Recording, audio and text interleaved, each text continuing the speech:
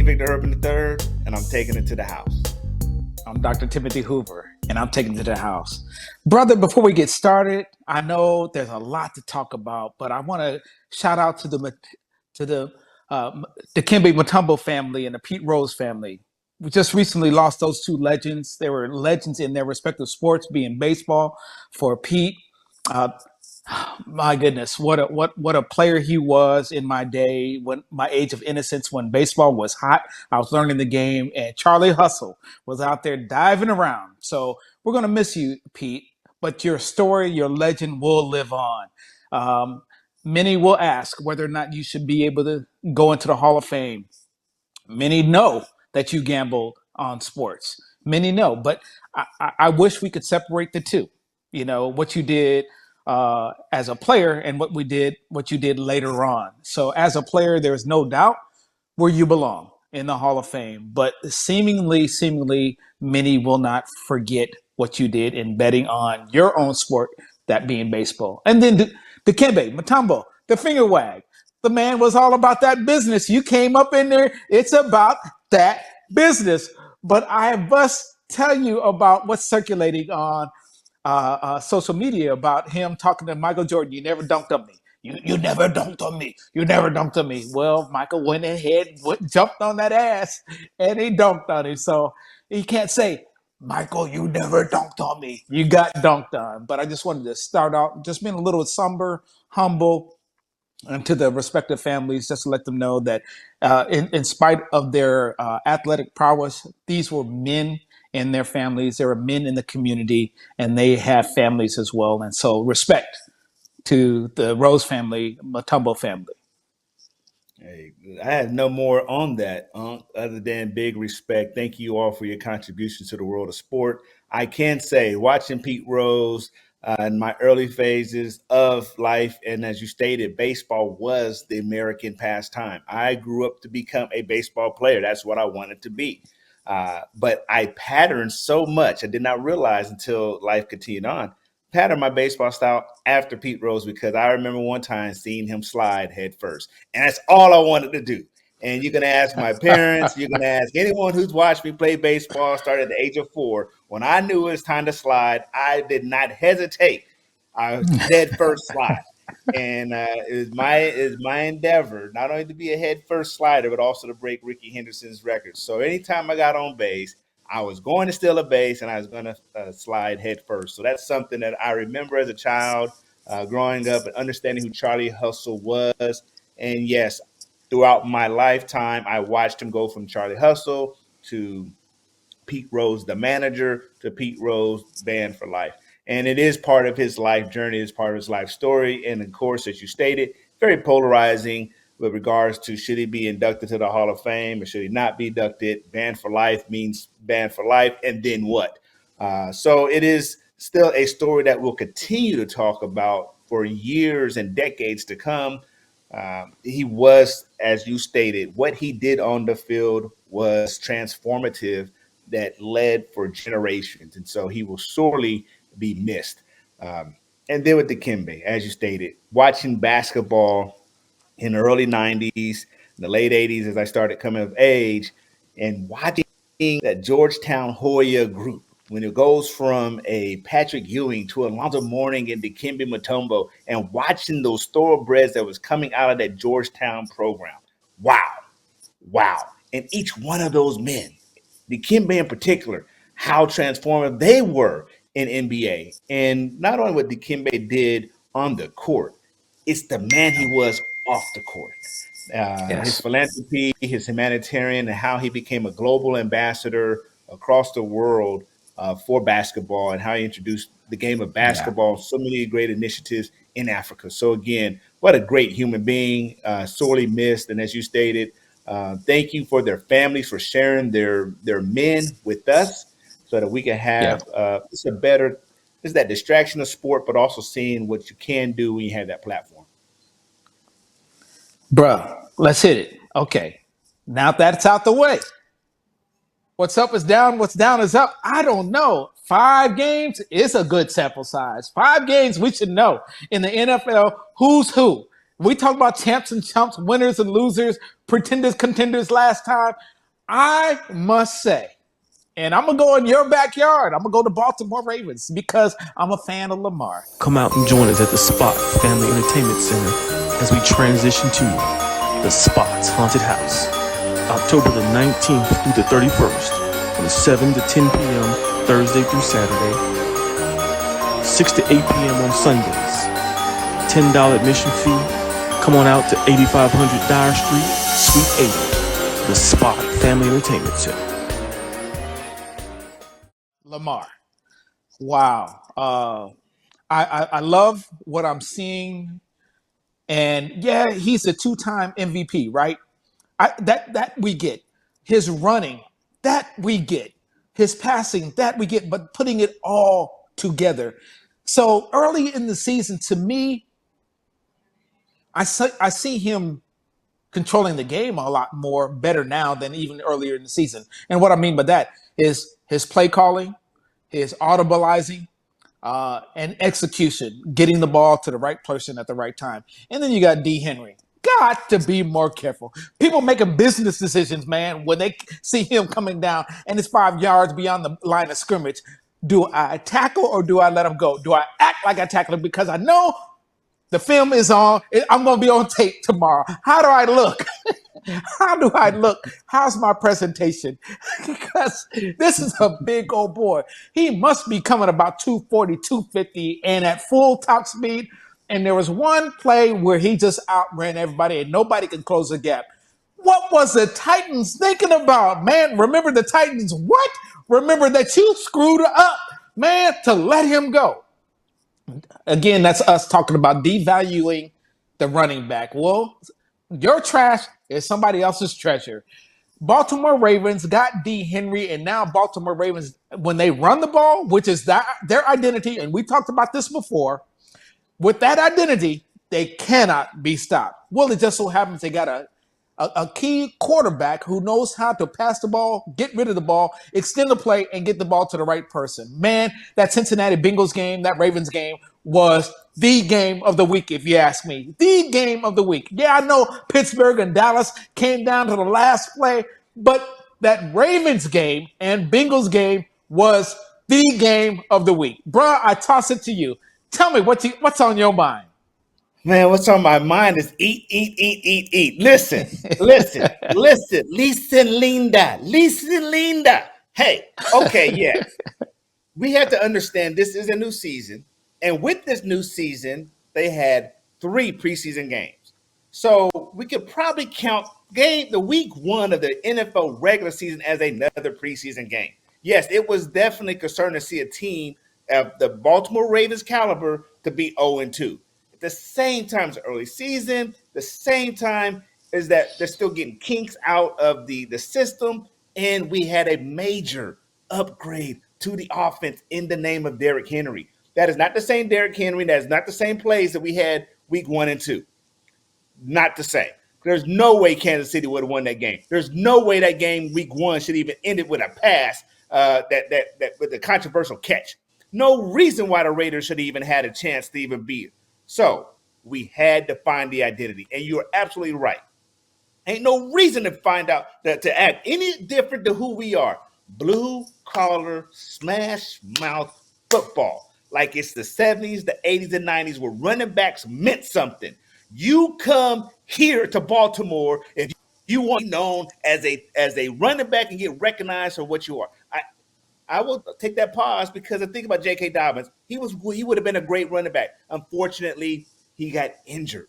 But you see what happened to Harbaugh boys? Harbaugh boys play old school football because J.K. Dobbins is doing the damn thing out there. Meanwhile, Derrick Henry against the Dallas Cowboys, they didn't want all that. The whole 20 plus miles per hour, 6'4", 6'5", or 200. That is a vehicle. That is a vehicle coming at you. That you don't want none of that smoke. If he's passing through that front line, which is a lineman, then get past the linebackers, you think a DB wants some of that smoke? Definitely not. As you stated, he's making business decisions because he's going to be on someone's tape. And that's a free agent tape that goes out there. But stiff arm or ran over, which one you want? They all carrying the back of him like a koala bear. They don't want none of that. So to see that part of my team that is now finding its identity, we're number one in our division, the number one rushing team in the NFL, and we still got more room to grow. We have not even been able to develop our full arsenal on the offensive side. Yes, that score looks great the other day against Cincinnati. And I'm glad it entertained you, Unc. For me, it disgusted me. It disgusted me. There's no way that we scored 38 points and still have a chance to lose the game. This is Baltimore. The same blue collar team is supposed to be the same smash mouth defense for both teams. To see an AFC North game look like a Big 12 or a WAC football, almost 70 points. Are you serious? There's no way. When I watched that game last week and I saw first half, okay, we're up. This is 21-7. This is a pretty good game. It should not exceed 28 points. It should be to watch how many times that lead changed in the last quarter alone. They're airing it all out. I would have swore his air carrier. I mean, it was out of control. I'm glad it entertained those who want to see all that. But I am a little bit concerned because our defense right now is a liability. There's no reason why our team should give up that many points nor that many yards passing. We're not an effective pass defense team right now, and that's very concerning. So overall, I'm happy that after 5 weeks of play, we are over 500, and the Ravens are first place in the division. Definitely exciting ball, and just really excited one. Derrick Henry getting that 10,000 yards, 100 touchdown, and to watch this Hall of Famer continue to do work. This is the year to win Super Bowl. We don't do it this year. It's not going to happen. It's not going to happen. I'm concerned about Tucker. Man, I mean, you could just count on him like a Timex watch. You can count on him. He just keeps on kicking. He keeps on kicking and ticking. Come on. But the misses, the surety that we used to have, the confidence in it, I'm wondering if that messes with Harbaugh's head because of, but of course you're going to rely on him, but where are we at? Him missing sure shots is bothersome to me. I got him on my fantasy. I got Baltimore defense on my fantasy. So, I'm a little concerned. I'm a little upset when you miss a field goal that you're supposed to. And as you stated, Baltimore defense, Ray Lewis. We're talking about Ed Reed. We're talking about put your dingling in the dirt. We're talking about smash mouth. We're talking about that business. And yet here I am, 5 games in, thinking about putting y'all both Tucker and defense on the waiver wire because I'm into it like that. Okay, so show me something, please. And I'm going to hold on to you because I believe in y'all. I still believe in y'all. I still believe in y'all. But I am one finger away from hitting the panic button for both of y'all. Yeah, I agree. And the reports are that Tucker's working on a new technique. Coach is not too concerned about it, but as you stated, he's usually automatic. He's the most accurate kicker in all NFL, also the current record holder for the longest field goal. It still has now gotten to a point. I'm a little nervous when I see him get out there. The worst thing Coach Harbaugh could do is start going for it on fourth and taking his confidence away. So I know they'll work it out. Great. It's awesome to know that we have an outstanding offense that continue putting them points up, where he can miss one or two a game and still not impact us as bad. But I share that concern, but we just got to continue encouraging him along the way. Kansas City. Okay. We talk about 5-0. Minnesota, I know they're 5-0. I don't know if Minnesota's all that yet. I'm still not quite a believer in them. But Kansas City has proven 2-time Super Bowl champions. You lose Pacheco. You lose Rice for the seasons we're talking about. You get Brown, H. Brown onto your team, but he hasn't played yet. He's maybe out for the season. We don't know when he'll come back. Kelsey's getting a little bit older, has not played Kelsey like with the exception of the last two games. And it's not about what you did early. It's about what you do for me now and later. And Kelsey has proven. And yet, Andy Reid, Mahomes, we talked about it before, hasn't had his typical season, but they're still 5-0. Now, are they really that team? Can you bet against them? Can you doubt them? Bruh, I do want to know your take on Kansas City. Are they going to be, they are the reigning champs, but are they going back to the Super Bowl? And they can't go back to the Super Bowl if you're a Ravens fan. So is that your major threat? Can they be 5-0 and still not make it to the Super Bowl? I want your take. I believe that they will be at the AFC Championship game. I shared last year. I will not put Patrick Mahomes.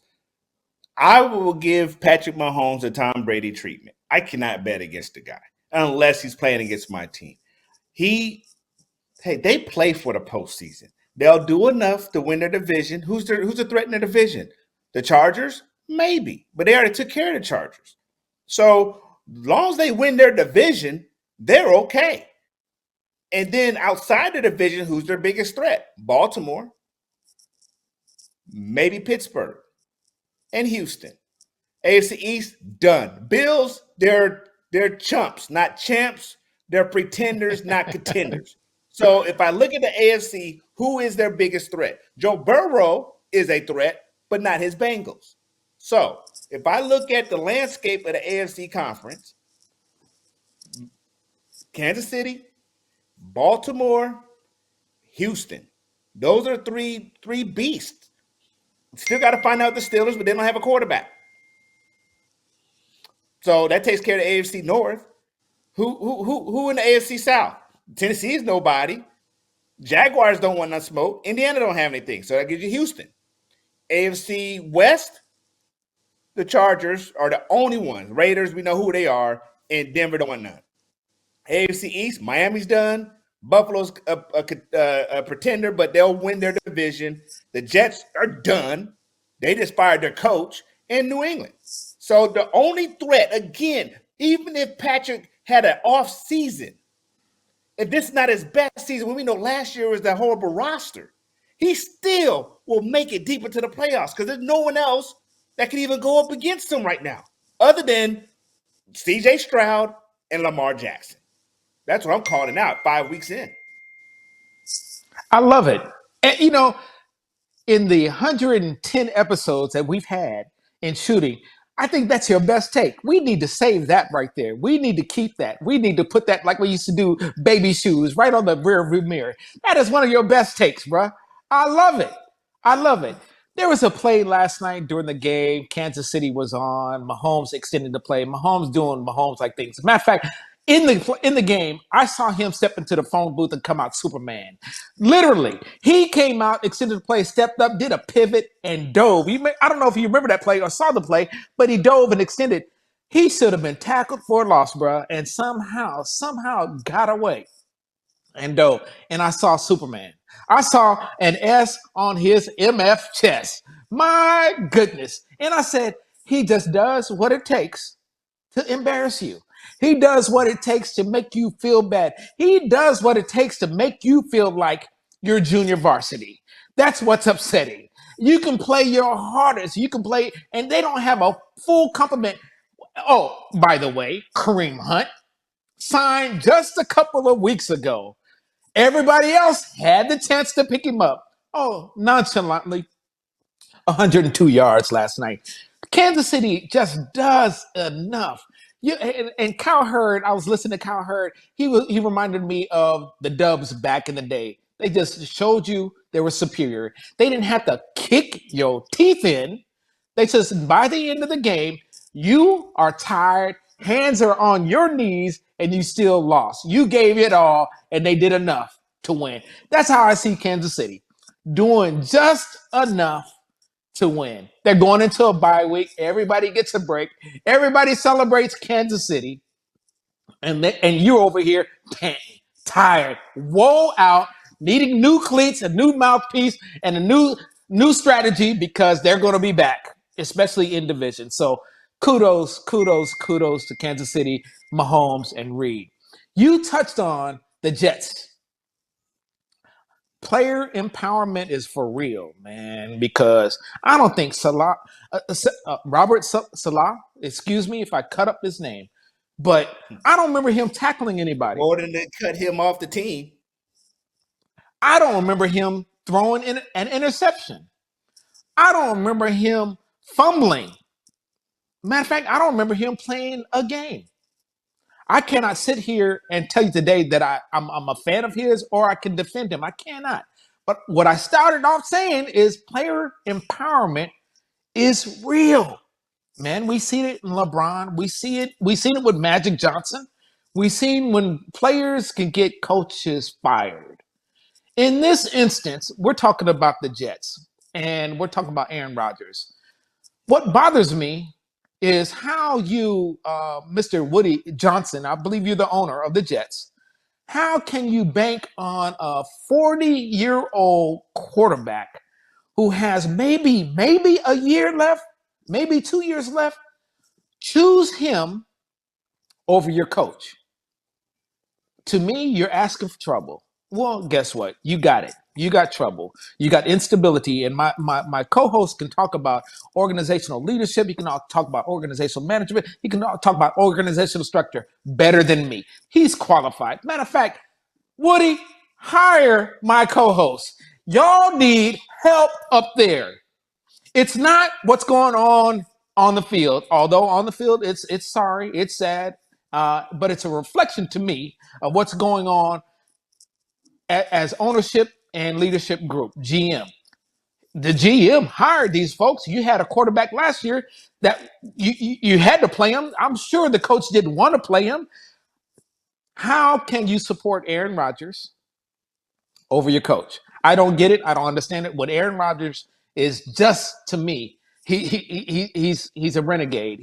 To me, he's not bought in to the Jet way.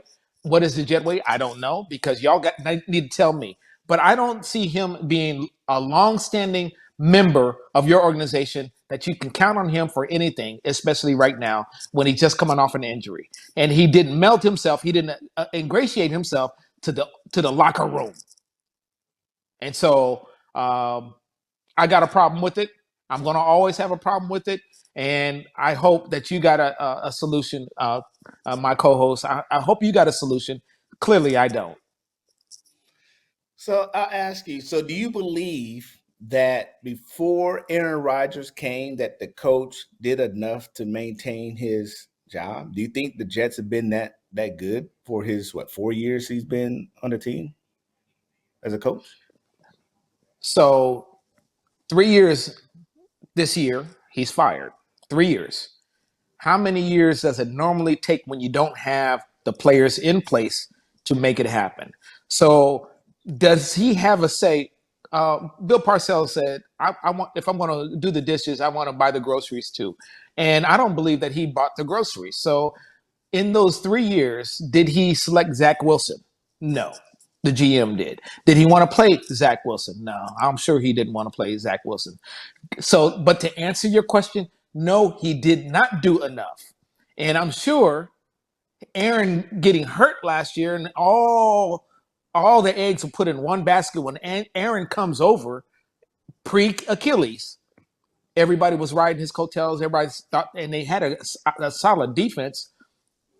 So, injury to Aaron, play with a backup quarterback. Injuries are part of the game. No, he did not do enough to maintain his job. No, he did not. But you got to have players to pull it off. There is not going to be a winning team without players. You got to have players. No, he's not in Harbaugh's class. He's not in Eric Spoelstra's class. He's not that elite Bill Belichick class. No, he's not an elite. But he wasn't elite when you hired him. So what was the gist and why did you hire him? He was a defensive specialist for the 49ers. And the defense was good.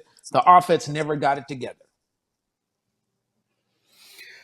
I guess I can see them firing him. But there's a couple of things. One, he does have the players. You have Wilson, who was underneath Zach Wilson. They had a number one rookie of the year receiver. So you think you bring in an Aaron Rodgers, and that should take care of that part of getting the ball down the field. Defensively, look, I'm looking right now. If they lost a game 2 weeks ago, 9-10, Aaron Rodgers could not score one touchdown. 9-10, as you stated. The defensive coach did not throw the ball. Why is the defensive coach who made sure his defense only gave up 10 points? You, GM, gave me a MVP quarterback who has toys. This MVP quarterback also brought him his own receivers from his old place, Cobb, Lazard, and you got that stellar rookie Wilson. So he had the pieces. So I almost challenge you on that part on GM. And Aaron Rodgers held the Green Bay Packers hostage to say, I want to go somewhere. He chose to come to New York. So if he chose to come to New York and he sat there with the coach saying, what is your philosophy? This is what I can do. Now, the question is, did Green Bay get it right? Did Green Bay see something and say, hey, you know what? You're good, but I think you passed your window. We got this other kid called Jordan Love. I think we want to try this vehicle out. Let me get an upgrade. And I know you've been great with us here, but I don't know if we want to risk. They trade him. He gets hurt last year. He is still coming off an Achilles. And he's not performing. What I'm saying is I don't believe that the coach should have got fired because of Aaron's poor play, but I can understand the coach got fired because the team sucks. He had the players. He has everything around him to succeed. Now, could they probably fire the offensive coordinator first, possibly before they take it all the way up to the top? I would see that scale, because how can you look at a person like Cleveland? They still rocking with their head coach. Now, they went through a couple of offensive coordinators. A couple years ago, Washington Commanders fired their couple offensive coordinators. So maybe they hit the wrong person at the wrong time. I would not have been surprised if they fired the Jets head coach at the end of the season. But during the middle of the season, hey, I'd probably take away one offense because something on offense is not clicking. The Pittsburgh Steelers did it last year. They fired the offensive coordinator in the middle of the year. So, again, I'm just saying I think he has the manpower, the personnel he wants, and Aaron Rodgers chose to come here. They didn't draft him. He chose to go there because he saw something. I am concerned on that's not the same Aaron. He is coming off an injury. But then you look at apples and apples. He's coming off an Achilles. So is Kirk Cousins. And Kirk Cousins went down somewhere with a brand new coach. And he didn't have any say like Aaron Rodgers did. And he's balling out. Then you look at what C.J. Stroud, a young quarterback, second year in the league, with a second-year head coach. So it comes down to, I think you said it before, organizational structure and leadership at the top. Because whatever dysfunction is now played out on the field, but I would not be surprised if they blew up the whole thing. But I can see why Robert got fired. I just don't know if he need to get fired right now. But they got a lot more stuff going on. But they had to put manpower and everything. And good take. I respect your opinion. I do. And that's well said, what you said. The timing is probably more, I'm more bothered by the timing than anything else. And Tony Dungy said it very well.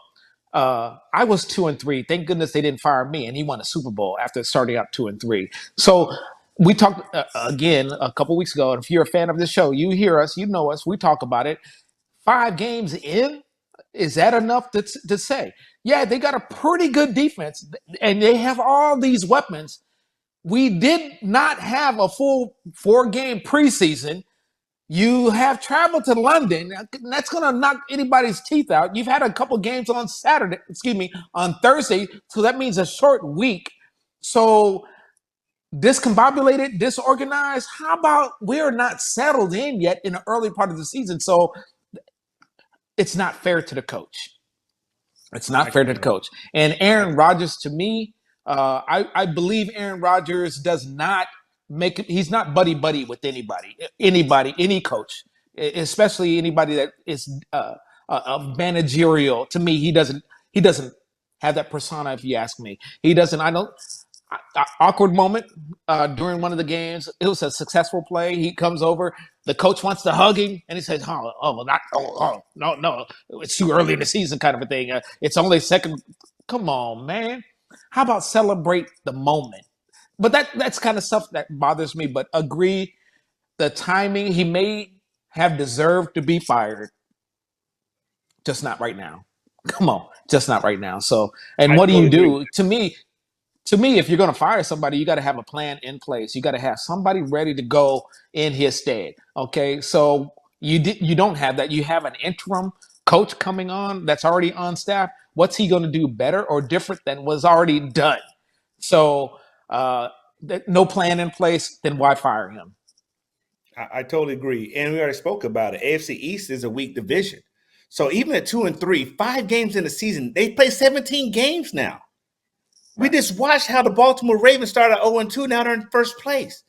The Buffalo Bills are in a tailspin. They lost 2 in a row. They're 3-2. Miami Dolphins are like, wait, what, 2-3 themselves? You still Yeah. actually had a Yeah. chance because you got one of the best quarterbacks in your division. That if they just let's finish the month of October, they get you 8 games. This coach should not even play. This coach has Aaron Rodgers on his roster for 15 months and only got 5 games out of him because he got hurt the first game. So you didn't even let him Right. play with the toy. You didn't let him get a Right. system in place.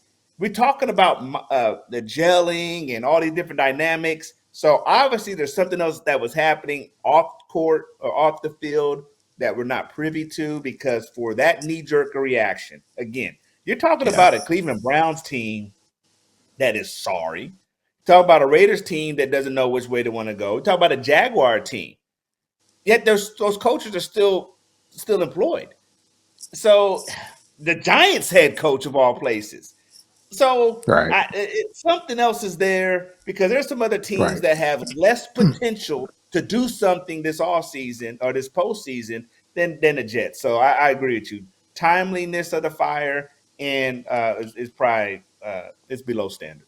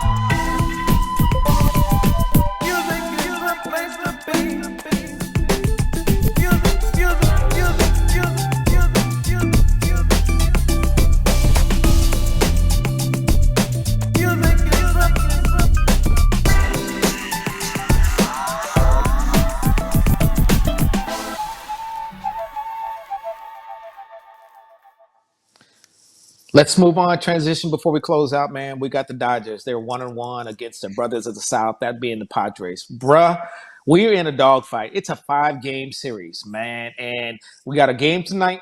It's in San Diego, and it's really. I'm scared. I'm scared. I'm representing, but I'm scared. Man, it seems like 1 through 9 of that lineup, we're a formidable lineup, but we're not hitting right now. We don't have good pitching right now. But Vic, help me here. I'm scared, dog. I'm scared. Machado, Tatis, and anybody else hitting with with a Latino name. Damn, everybody's crushing over there. Matter of fact, it seems like they're hitting off a tee right now. It seems like they're just dialed in. And you know what scares me the most is not just their hitting; it's that they are wanting to beat our ass so bad. I think they're seeing red. We don't have that same energy. We're not matching it, and we don't have that same emotion. And so we're being cool. Yeah, we got Otani, we got Betts. We got your boy on the first base. We got some good hitters. But everybody, we're Southern California cool. We don't need that right now. We need niggas. We need somebody coming with some nasty right about now because that's what San Diego is going to do. But last thing I'll say, I'm not tossing to you. If you're a fan to the game, just be a fan. Cheer your team on, root, boo, cool. Do not throw objects onto the field. Come on, you're messing up my fan experience, and I'm not even there. And you're also endangering a player. So please stop it. The fanatic part, just be the fan part. Don't be zealous, overzealous, and crazy because we just want to watch the game. My co-host has talked about what it was like when we couldn't go to the game just a few short years ago because of COVID. Now you're at the game acting a plumb fool. Stop it. Stop it. And if you're a fan that sees it and witness it, let the guards know, get their asses out of there. I toss it through you, sir, before I get upset. Man, I concur with you. I'm scared, bro. Because even the game we won, we were losing. Like they jump out on us early, like kaya. And Tony's he's gonna do what he gotta do. Freddie Freeman comes into the postseason limping. We don't even have Kershaw for the whole postseason. Not like he's done anything for us in the last couple of years. How the heck did you Darvish is on the Padres when we had his butt? He couldn't do nothing. Now he's over there pissing fire. So it's just like, man, this team, don't we realize that they swept us 2 years ago and we can't get past the division series? And you're right. I haven't felt like the arrogant big brother ever until now, right? It's almost to your point. You call it California cool. It's almost like, hey, the season's come cool to us, easy to us. We don't have to worry about nothing. Listen, you may not have to worry, but them jokers they got a target on your back. And we may think they're little brother, but they've been nooking you for the last 3 years. Yeah. And I think they pantsed them, man. They pantsed us. We have not shown we had that dog. And what they did to us 2 nights ago, it was like, oh, this is what y'all want to do? Oh, this is what y'all want to do? Yeah. Okay. Too easy. They go back to the dugout, they huddle, and go out and yaka. Like, stop. I had to turn the channel. I said, can we get a weather delay? If they're going to give me a weather delay for the football game, when does it rain in Southern California? It needs to stop.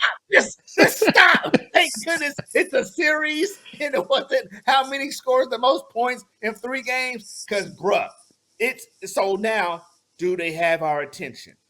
And as what's unfortunate, our pitching tells on itself in the fall, bro. Like, we can do what we need to do for 100 games, but if we can't pitch and we're getting rocked, I don't know the last time we had a healthy bullpen.